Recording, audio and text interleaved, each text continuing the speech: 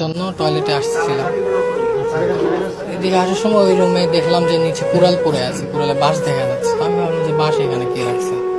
তো ওইদিকে যাওয়ার পরে দেখলাম যে আলমারিতে এরকম মানে কোপানোর চিহ্নগুলা ছিল। ওইগুলা দেখে তো আমি কিছুক্ষণ ইটি করে আম্মু কই ভাবলাম, তো আম্মু খুঁজে খুঁজে পাইনি। ফোন দিচ্ছি অনেকবার, 2টা নাম্বার আম্মু 2টাই বন্ধ ছিল। তারপরে আব্বুকে ফোন দিছি আমি, আব্বু ফোন দিয়ে আসতে বললাম। আব্বু তো অনেক তারা দ্রুত চলে আসছে। এবার আমাদের আত্মীয় মামা ছিল, খালু, এদের ফোন দিয়ে আমি আসতে বলছি।